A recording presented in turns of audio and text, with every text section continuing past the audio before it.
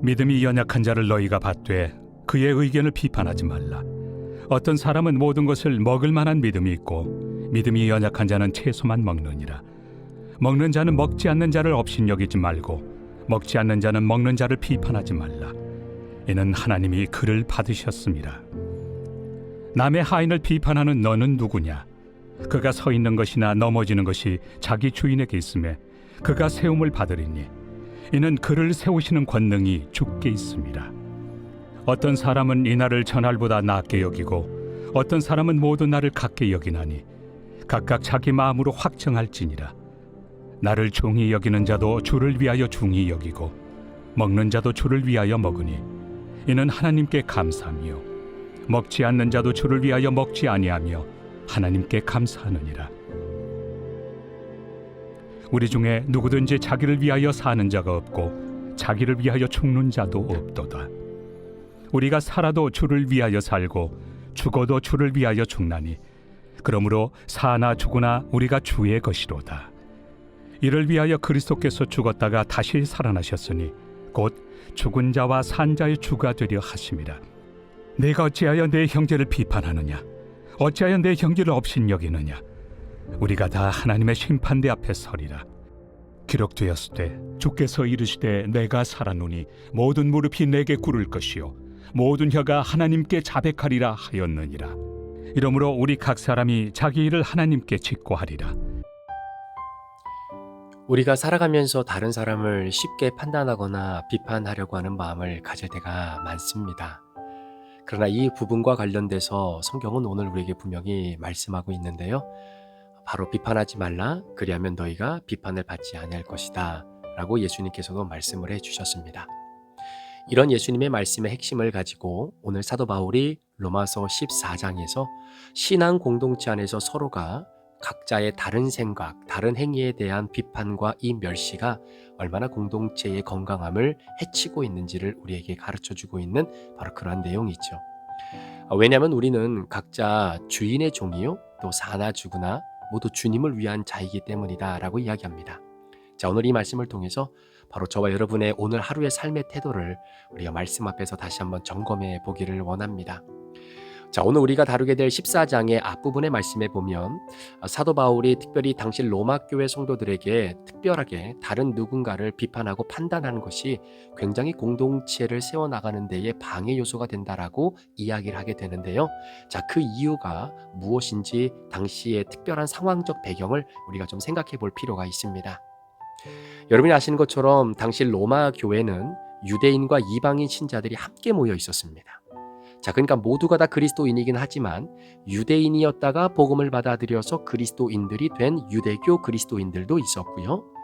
또 전혀 유대인과는 상관없이 이방인으로 살고 있었다가 예수 그리스도의 복음을 듣고 그들에게도 구원의 역사가 임한다라고 하는 이 복음을 받아들임으로 말미암아 예수 그리스도를 믿는 신자가 되어진 이방인 그리스도인들이 함께 교회 안에 섞여 있었습니다.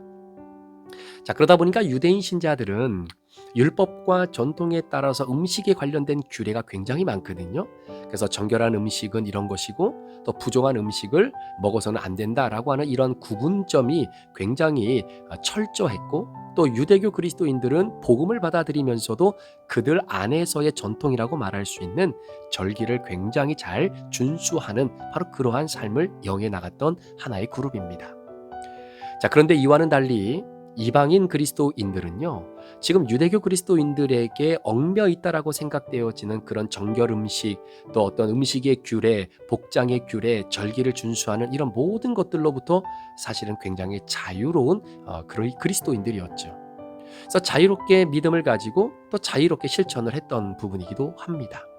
그래서 이 차이 때문에 어떤 음식은 먹어도 된다, 어떤 음식은 먹으면 안 된다, 어떤 날은 거룩하게 지켜야 한다, 아니다, 모든 날이 다 거룩한 날이다. 이방인 그리스도 입장에서는 유대교 그리스도인들은 자신들이 지켜야 하는 절기가 일반적인 날보다 굉장히 중요하고 소중하고 의미가 있는 날이다라고 주장을 하지만 오히려 이방인 그리스도인들은 그렇게 정해진 절기만이 의미가 있는 날이 아니라 우리가 살아가는 365일이 다 하나님이 우리에게 주신 소중한 날들이다 라고 하는 이러한 어떤 같은 문제로 서로 판단하고 정죄하는 이런 분위기가 로마 교회 안에 형성이 되었던 그런 상황이었습니다. 자, 그러다 보니까 같은 하나님을 섬기고 같은 교회를 세워나가는 믿음의 공동체임에도 불구하고 교회의 연합에 굉장한 위협을 받고 있었던 것은 사실이에요. 자, 이와 관련돼서 예수님께서도 하신 말씀이 우리는 기억합니다. 예수님께서 산상수훈에서도 말씀하셨던 것처럼 비판하지 말라라고 하는 이 말씀은 단순히 무엇이 옳고 무엇이 그른지를 분별하지 말라라고 하는 뜻이 아니죠.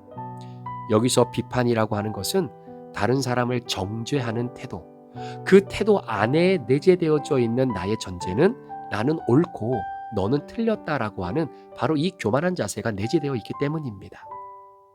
우리는 다른 사람의 내면을 알지 못하고 하나님께서 그를 어떻게 인도하시는지 사실 우리는 잘 알지 못합니다. 따라서 섣부른 나의 판단, 또 섣부른 나의 경험과 내재되어져 있는 나의 옳음으로 하나님의 자녀인 다른 사람을 판단하고 그들의 삶을 정죄함으로 말미암아 그를 사랑하고 계시는 하나님의 주권을 나의 판단으로 침범해서는 안 된다라는 이야기죠. 오늘 로마서 14장이 오늘 우리에게 주는 교훈이 바로 그런 부분입니다. 여러분, 교회 공동체 안에는요, 믿음이 강한 자들이 있고요, 이제 막 믿음의 첫 경주를 시작한 바로 그러한 초신자들도 있습니다. 자, 그러니 한번 생각해 보시겠어요? 로마서 14장에 기록되어 있는 로마 교회 성도들의 상황, 음식의 문제, 절기의 문제, 또 그럼에도 불구하고 그들이 신앙의 여정을 걸어감에 있어서 이런 것들이 복음의 본질과는 큰 문제가 없다라고 여겨지는 그런 이방인 그리스도인들, 어떤 이는 모든 것을 다 먹을 수 있다라고 믿고 어떤 사람은 채소만 먹어야 된다라는 생각이 있고요. 또 어떤 사람은 특정한 날을 정말로 귀하게 여겨야 된다라고만 주장하는 사람이 있는 반면에 어떤 사람은 모든 날이 다 똑같다라고 여기는 사람들이 있는 겁니다. 자, 이렇게 같은 주제를 가지고 서로 바라보는 관점의 차이로 인해 교회의 하나됨과 연합성에 굉장한 걸림돌이 걸려졌다라고 생각이 들 때 사도 바울이 이 모든 문제는 다름의 문제다라는 것이죠. 무엇이 맞고 무엇이 틀린다라고 하는 옳고 그름의 문제가 아니다라는 겁니다.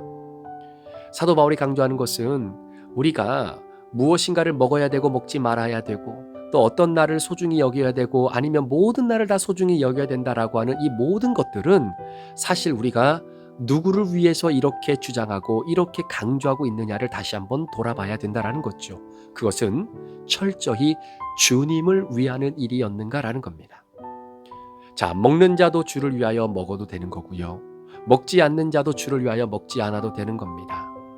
그러므로 주를 위해서 먹고 있는 자들을 향해 주를 위해서 먹지 않는 자들이 판단하고 비판할 이유가 없는 것이고, 먹지 않는 자도 주를 위해서 먹지 않는데 주를 위해서 먹고 있는 자들이 주를 위해 먹지 않고 있는 자들을 비판하고 판단하는 것 자체가 어불성설이다라는 것이죠. 왜냐? 둘 다 똑같이 주를 위해서 하고 있는 바로 그들의 내면의 중심이 있기 때문입니다.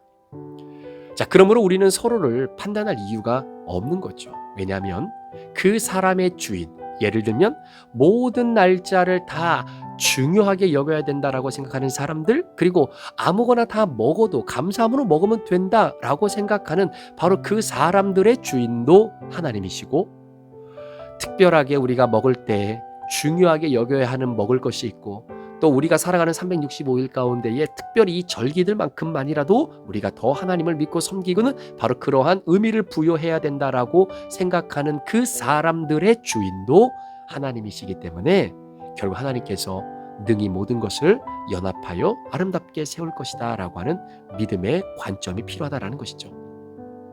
자, 그래서 오늘 사도 바울이 로마서 14장 7절 8절에 그 신앙의 본질을 우리에게 선포하고 있는 겁니다. 우리 중에 누구든지 자기를 위하여 사는 자가 없고 자기를 위하여 죽는 자도 없도다. 우리가 살아도 주를 위하여 살고 죽어도 주를 위하여 죽나니 그러므로 사나 죽으나 우리가 주의 것이로다. 사랑하는 우리 브릿지 가족 여러분, 저와 여러분의 삶의 목적은 내 만족이나 다른 사람과의 비교를 통해 내가 우위한 사람이다라는 것을 드러내는 것이 아닙니다. 저와 여러분의 삶은 오직 주님께 영광 돌리는 것이 우리의 목적입니다. 오늘 여러분이 직장을 나가는 이유도, 여러분이 학교에서 공부를 하는 이유도, 오늘도 집안 청소를 하고 가정을 돌보는 일들도, 그리고 목회를 하는 제 모습도 모든 것이 하나님의 영광과 직결되어져 있는 것이다라고 한다면 여러분, 그것은 그것 자체로 소중하고 가치가 있는 것이죠. 우리 청년들하고 함께 이런저런 이야기를 나누면서 제가 그런 이야기를 한 적이 있어요. 우리 청년들이 삶을 살아가고 직장을 선택하고 또 때로는 연애를 하기도 하고 여러 가지 자신의 삶을 펼쳐나갈 때 그 모든 삶이 하나님의 영광을 위한 것과 결부가 되어지지 않는다면 우리의 삶을 다시 한번 돌아볼 여유가 있어야 된다는 것입니다. 내가 공부하는 것이 하나님의 영광과 직결되어지지 않는 공부라고 한다면 혹시 내 안에 나를 더 드러내고 나를 더 아름답게 만들고 내가 더 성공하기 위해서 내가 이 공부를 하고 있는 것은 아닌가라고 하는 생각을 다시 한번 우리가 내 안에 내재되어 있는지를 돌아봐야 된다는 것이죠. 목회도 마찬가지입니다. 하나님을 위한 목회다라고 하는 패치브레이를 걸고 목회는 하지만 그럼에도 불구하고 그 중심에는 여전히 내가 성공하기를 바라고 내가 존경받기를 원하고 내 이름이 드러나기를 원하는 그러한 목회라고 한다면 여러분, 그것은 하나님의 영광과는 아무런 상관이 없는 목회일 수 있겠죠. 따라서 오늘 저와 여러분들의 삶의 이유는 다른 것이 아닙니다. 여러분의 하나하나의 행동과 여러분들 하나하나의 삶의 양태가 오늘도 하나님이 영광 받으시는 그 루트와 연결되어져 있는지 없는지, 그래서 내가 오늘도 일하는 것이 주님을 위해서 일을 하는 것이고, 오늘도 내가 밥을 먹는 것이 주님을 위해서 밥을 먹는 것이고, 오늘도 내가 기도하고 말씀을 묵상하고 오늘도 내게 주어진 삶을 오늘도 살아갈 수 있는 이유는 그것이 하나님의 영광을 위한 것이기 때문에, 그래서 여러분 가치가 있는 것입니다. 자, 그러다 보니 내가 살아가는 삶의 양태가 있고 형태가 있는 것이고, 또 다른 사람들은 다른 사람 나름대로 하나님께 영광 올려드리는 나름대로의 채널들이 있지 않습니까?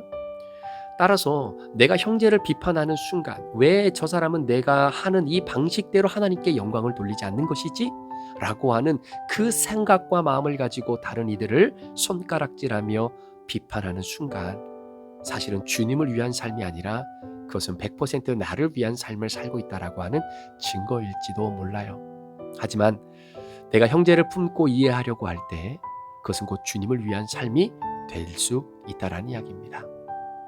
오늘 사도 바울이 한 교회의 구성원으로 있고 하나님의 몸된 교회를 아름답게 세워나가는 영적인 유기적 공동체로서의 로마 교회 성도들, 바로 유대교 그리스도인들, 이방인 그리스도인들에게 궁극적으로 말하고자 했던 것은 바로 서로를 비판하지 말라라는 것입니다. 비판하지 말라라는 것입니다.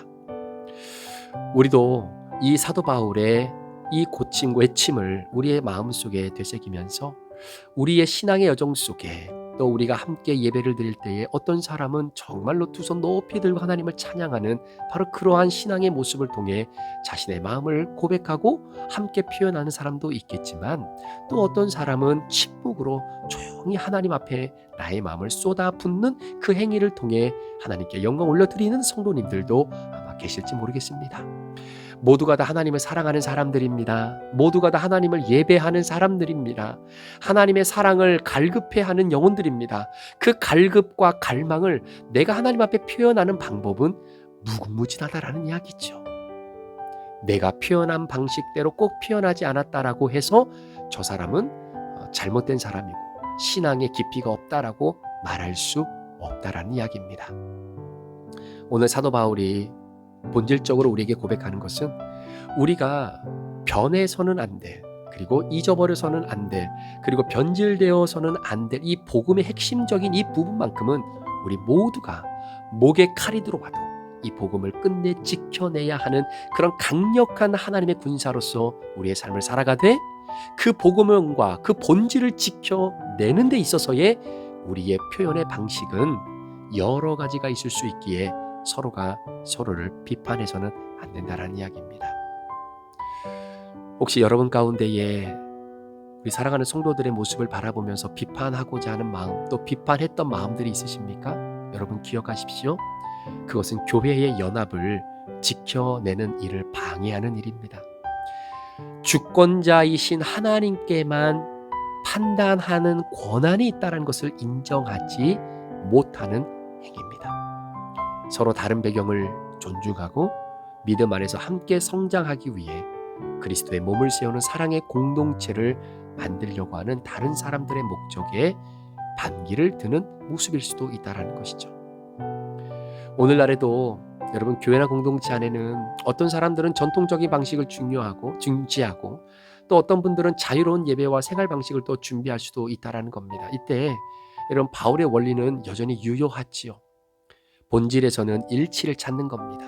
그리고 비본질에서는 자유함을 찾게 되는 것이죠. 그리고 이 모든 것에는 바로 사랑이 밑바탕이 되어진 것, 이것이 바로 로마서 14장이 우리에게 고백하고 있는 아름다운 정신입니다. 3일 전인가 4일 전인가 우리 교회에 팀 사역을 하고 계시는 우리 팀장님들하고 회의를 한 적이 있었습니다. 자, 2025년도 사역을 이제 마지막 4, 4분기를 남겨놓고 우리가 이렇게 저렇게 사역을 한번 리뷰해 보고요. 또 사역을 진행함에 있어서 오늘날 우리가 교회로부터 좀 도움을 받아야 되는 것은 무엇인지, 그리고 2026년도에는 우리가 각 팀별로 어떠한 사역들을 조금 더 구체화해서 진행할 것인지를 간단하게 서로 나누는 그런 시간을 갖게 되었습니다. 그러면서 제가 여러 팀들이 있지만 특별히 우리 세례성찬 팀장님에게 2026년도에 분찬위원을 선정하실 때에 지금까지는 우리가 장로님 2분, 그리고 남자 집사님 2분, 이렇게 해서 4분을 우리가 매달 첫 번째 주일날 진행하는 바로 성찬 때 분찬위원으로 저희가 설정을 하고 지금까지 지내왔었습니다. 그러나 이제는 2026년부터는 좀 바뀌게 될 텐데요. 2026년부터는 장로님, 권사님 상관없이, 또 집사님, 또 남자, 여자 상관없이 그리스도 예수 안에서 구원받은 믿음의 성도라고 한다면 모두가 함께 분찬위원으로 섬길 수 있도록 제가 세례팀장님에게 그렇게 리스트를 분찬위원을 좀 구성해서 보고를 해달라고 부탁을 드렸습니다. 사랑하는 여러분, 어떤 딱 정해져 있는 사람들만 분찬을 한다라고 하는 것, 물론 그 자체도 의미가 있고 또 그것이 지금까지 전해 내려왔던 전통일 수도 아마 있을 것입니다. 그러나 어떻게 보면 누가 분찬위원을 하는지, 사실 그거는 성경적으로 바라볼 때는 우리가 반드시 지켜내야 할 복음의 본질과는 사실은 굉장한 밀접 관계는 그렇게 많지는 않다라는 것이죠. 성찬이라고 하는 소중한 이 아름다운 예식의 본질을 우리가 믿음으로 함께 공동체가 지켜나가면서 그 본질에 담겨져 있는 정신을 섬길 수 있는 사람들은 많은 분들에게 기회가 돌아가야 될 것이고, 또 그러한 기회가 내게 주어졌을 때에 함께 기도하고 또 한 주간 하나님 말씀을 묵상하며 성찬을 위한 분찬위원으로서 준비되어지는 삶을 살아냄으로 인해서 조금 더 하나님 앞에 더 아름다운 그러한 삶을 만들어내는 기회를 우리 모두가 함께 동일하게 갖기를 원합니다. 자, 그러니까 오늘 로마서 14장의 말씀을 기준으로 본다면 그런 내용인 거죠. 왜 우리는 지금까지 어떤 특정하게 결정되어 있는 사람들, 특정한 어떤 그 위치에 있는 사람들만 분찬위원을 했었는데 왜 이것이 바뀌어지게 되었느냐? 그거는 잘못된 것이다, 아니다, 누구나 할 수 있는 것이다. 이 모든 것들이 다 주를 위한 것입니다. 그러나 이 모든 것들이 서로 연합되어지고, 그리고 그 주님을 위한 마음이 서로 하나가 되어짐으로 말미암아 그리스도 예수의 아름다운 공동체를 더 든든하게 만들어 갈 수 있다면 우리가 함께 그렇게 2026년도 1월 달부터는 그렇게 진행을 하려고 합니다. 성령님께서 우리에게 주시는 동일한 마음, 바로 주를 위해 예수 그리스도의 십자가와 부활을 기억하고 그 은혜를 함께 나누고자 진행되어지는 그 성찬의 본질을 서로가 함께 만들어낼 수 있는 그런 아름다운 시간이 되기를 소망합니다. 그런 의미에서 오늘 사도 바울이 로마 교회 성도들에게 고백하고 또한 언급했던 바로 그 비판보다는 여러분 이해와 용납을 선택하는 그러한 넓은 사랑의 마음을 소유한 우리 그리스도인들이 되었으면 좋겠습니다. 그리고 우리가 살아가다 보면 그때는 진짜 너무나 중요한 문제라고 생각을 했는데 사실 시간이 지나고 뒤돌아보면 그렇게 목숨을 걸 만큼 중요한 문제는 아니었던 게 너무나 많아요. 그래서 사소한 문제보다는 오히려 주님의 주되심을, 주님의 역사하심을 좀 바라볼 수 있는 그런 믿음의 시선이 우리 가운데 있기를 원하고, 우리가 공부하든 일하든 섬기든 심지어 우리의 죽음까지도 주님을 위한 것이 되기를 소망하는 그 믿음을 가지고 오늘 하루도 우리가 살아가게 될 때, 여러분들이 바라보는 많은 사람들에 대한 여러분의 사랑의 마음이 훨씬 더 넓어졌다라는 것을 아마 느끼실 수 있을 것입니다. 이게 좁아지면 좁아질수록 끊임없이 내게서 비판이 나오고 판단이 나오고 서로를 존중하지 못하는 우리의 모습이 드러나게 될 때가 너무나 많이 있는 것이죠. 소망하며 기도하기는 본질에는 일치를 하되 비본질에는 서로의 자유함을 인정해 줄 수 있는 그런 아름다운 공동체, 여러분의 삶이 오늘도 이어지는 은혜가 있기를 우리 구주 예수 그리스도 이름으로 간절히 축원합니다. 기도하시겠습니다. 하나님 아버지, 오늘 사도 바울은 로마 교회 성도들에게 비판하지 말고 판단하고 정죄하지 말라라고 이야기합니다. 판단의 주체는 하나님이십니다. 우리가 판단할 수 있는 것이 아닙니다. 그러기에 우리가 하나님을 위하고 주의 영광을 위한다라고 하는 이 목적만 분명하다라고 한다면 서로가 서로의 마음을 더 열고 더 넓게 함께 포용할 수 있는 그런 너그러운 마음도 우리 성도들에게 주시고, 또 우리 교회가 정말로 각각 세대가 다르지만 또 추구하고자 하는 하나님을 향한 우리의 열정과 그리고 사랑의 표현이 좀 다르지만 그 다름이 틀린 것이 아니라 하나님을 위한 것, 주의 영광을 위한 목적과 결부되어진다면 그걸 인정해주고 받아들일 수 있는 넓은 그러한 바다와 같은 마음도 우리 성도들에게 허락해 주옵소서. 오늘 그 믿음을 가지고 함께 하루를 출발하는 모든 성도들을 축복하며 예수 그리스도의 존귀하신 이름으로 축복하며 기도합니다. 아멘.